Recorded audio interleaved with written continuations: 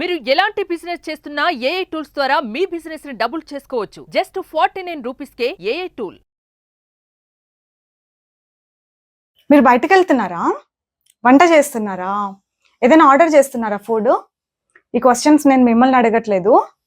ఇలాంటి క్వశ్చన్స్ అడగాలంటే ఇంగ్లీష్లో ఎలా అని మనకందరికి తెలుసు. Are you ordering? Are you going out? Are you eating something? Are you cooking something? ఇలాంటివి మనకు బాగా తెలుసు. ఇప్పుడు ఈ క్లాస్లో మనం ఇలాంటి క్వశ్చన్స్కి కొంచెం ఎక్స్టెండ్ చేయడం నేర్చుకుందాం. మనం ఆ ఒక్క క్వశ్చన్ అడిగి ఊరుకోం కదా ప్రతిసారి. ఎలా అంటామంటే, ఏదైనా ఆర్డర్ చేస్తున్నావు నువ్వు, నాకు కూడా ఆర్డర్ చేయవా ప్లీజ్? నువ్వు బయటకు వెళ్తున్నావా? ఒకవేళ వెళ్ళేటట్టు ఉంటే ఒక పాల ప్యాకెట్ తీసుకురావా అంటాం కదా. ఒకవేళ నువ్వు బయటకు వెళ్తా ఉంటే నేను కూడా వస్తా, అక్కడ డ్రాప్ చేయవా? ఇలాగనమాట కొంచెం ఎక్స్టెండ్ చేయడం నేర్చుకుందాం. మనకు ఆల్రెడీ తెలిసిన బేస్ క్వశ్చన్కి మనం కొంచెం ఎక్స్టెండ్ చేయడం ఈ క్లాస్లో నేర్చుకుందాం అనమాట. ఓకేనా? By the way, you know my name, right? I'm Anita and I'm here with you all to tell you all how you can extend one question. Okay now? So let me write the base question. Are you going out? నువ్వు బయటకు వెళ్తున్నావా? ఇక్కడ వరకు వచ్చు. మనం ఇట్లా సగం నేర్చుకొని నాకు ఇంగ్లీష్ కంప్లీట్గా మాట్లాడడానికి రావట్లేదు అని ఫీల్ అవుతూ ఉంటాం పాపం. సగం నేర్చుకొని కంప్లీట్గా ఎట్లా వస్తుంది? రాదు కదా. So let's learn completely. Are you going out? బయటకు వెళ్తున్నావా? ఇఫ్ ఎస్, ఒకవేళ వెళ్ళేటట్టు ఉంటే నన్ను కూడా డ్రాప్ చేయవా, నన్ను అక్కడ డ్రాప్ చేయవా అనాలంటే if yes please drop me there, please drop me అని చెప్పి ఏదో ఒక ప్లేస్ పేరు, అంటే మీరు వెళ్ళాలనుకుంటున్న ప్లేస్ పేరు చెప్పొచ్చు. Please drop me at the bus stop దగ్గర నన్ను డ్రాప్ చేయి. ఇలా సేమ్ ఇలాంటి క్వశ్చనే మనం ఈ ఎక్స్టెన్షన్స్ చాలా చేయొచ్చు అనమాట.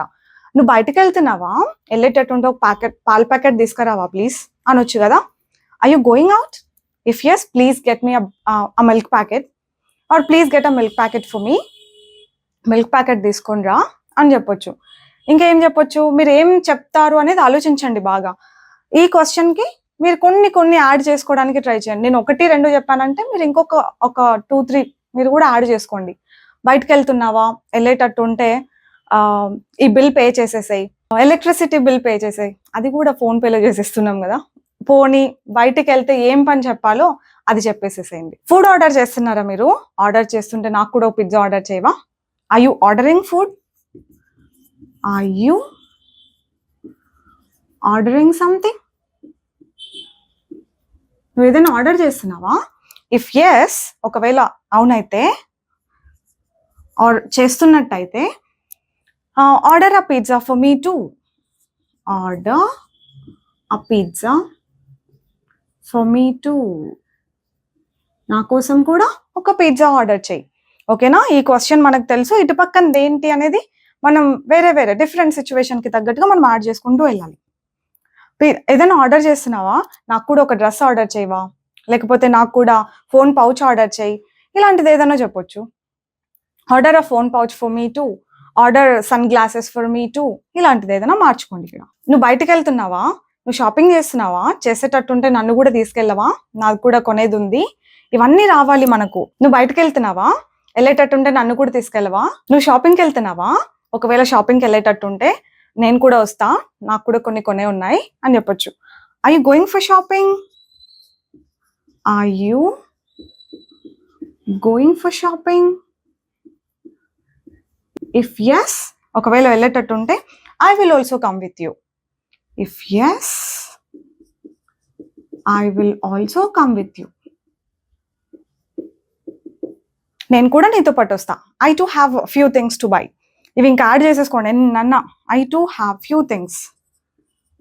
I too have few things to buy. నువ్వు ఏదైనా వండుతున్నావా, ఒకవేళ వండేటట్టు ఉంటే నాకు కూడా కొంచెం ఎక్స్ట్రా కుక్ చేయవా please. Are you cooking something? Base question. Are you cooking something? If yes, cook something for me too. Cook something for me too. ఇలా చెప్పాలి. ఇవన్నీ జస్ట్ పాజిటివ్ సెంటెన్సెస్ కదా. ఒకవేళ అయితే నేను వస్తా, ఒకవేళ అన్నట్టయితే, ఇవన్నీ పాజిటివ్ సెంటెన్సెస్. ఇప్పుడు మనం నెగటివ్లో మాట్లాడాలి. అంటే నువ్వు ల్యాప్టాప్ వాడుతున్నావా, లేదంటే నేను యూజ్ చేస్తా, నాకు కొంచెం వర్క్ ఉంది, ఇలా అనమాట. Are you using the laptop? If not అని రావాలన్నమాట. If not, I will use it. If not, I will use it. లేదు అన్నట్టయితే నేను యూస్ చేస్తాను అని. I you using the laptop? If not please give it to me, I have some work with it. ఇట్లా చెప్పొచ్చు. Are you gonna eat that? Are you gonna eat that? అంటే అక్కడ pizza or something ఏదైనా ఉందనుకోండి, నువ్వు తింటావా దాన్ని? తింటావా? ఆర్ తినబోతున్నావా? తింటావా? If not I will take it, I will eat it. నువ్వు తినకపోతే నేను తింటా ఇట్లా అంటాం కదా. If not I will eat it.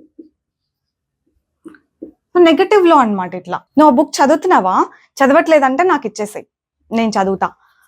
Same ఇదే, same format. Are you reading the book? Are you reading the book? నువ్వు చదువుతున్నావు book? If not please give it to me, I will read it. If not please give it to me. ఇవి just ideas అన్నమాట. అంటే మనం ఇక్కడితో ఆగిపోతున్నాము, ఇట్లా కూడా మనం మాట్లాడతాము, ఇలాంటి సెంటెన్సెస్ కూడా మనం ఫామ్ చేయాలి అని you need to get one idea. మొత్తం ఇంగ్లీష్ అంతా ఇక్కడే వచ్చేది. ఇక్కడ ఒక ఐడియా తెచ్చుకొని మన ఓన్ సెంటెన్సెస్ మనం ఎన్ని ఎక్కువ ఫామ్ చేసుకుంటే అంత మంచిగా వస్తుంది మనకు. ఓకే, నువ్వు చూస్తున్నావు సినిమా, లేదంటే ఆఫ్ చేసేయి అని అంటాం. Are you watching the movie or are you watching TV? Are you watching TV? If not turn it off. మనం ఇది ఎక్కువ వాడతాం పిల్లలతో స్పెషలీ కదా. నువ్వు టీవీ చూస్తున్నావా, లేదంటే ఆఫ్ చేసేయి. ఇప్పుడు చదువుకుంటున్నావా, లేదంటే క్లోజ్ చేసి పడుకో. ఇలా ఏదైనా గేమ్స్ ఆడుతున్నావా ఇప్పుడు నువ్వు, లేదంటే తమ్ముడికి ఇవ్వు.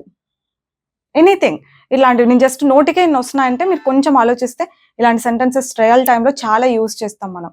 సో స్ట్రక్చర్స్ దగ్గర, ఫార్ములాస్ దగ్గర ఆగిపోకుండా you really need to explore English like this, okay na? And yeah, it's not about are you all the time. We don't usually speak to only the person in front of you, right? We also speak about the person who is not here. అవును కదా, వేరే వాళ్ళ గురించి కూడా మనం మాట్లాడుతూ ఉంటాం కదా. ఎప్పుడు ఎదుటి వాళ్ళ గురించి మాట్లాడతామా? అలా వేరే వాళ్ళ గురించి కూడా అనొచ్చు. ఆమె ఇంటికి వస్తుందా, ఇప్పుడు వస్తున్నట్టయితే దాంట్లో కొన్ని ఫ్రూట్స్ తీసుకురామని చెప్పవా అని అనొచ్చు. ఎలా అంటే, is she coming home now? Is she coming home now?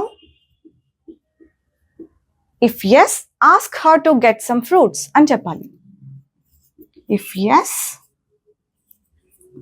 ask her to get some fruits. ఇంటికి వస్తుందామా? వస్తున్నట్లయితే దారిలో కొన్ని ఫ్రూట్స్ తీసుకురామని చెప్పవా?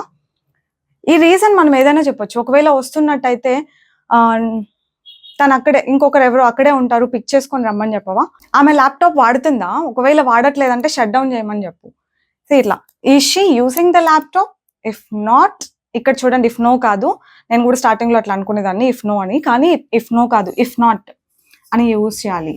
Is he or is she using the laptop?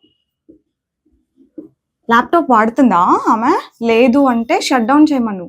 If not, ask her to shut it down అని చెప్పాలి.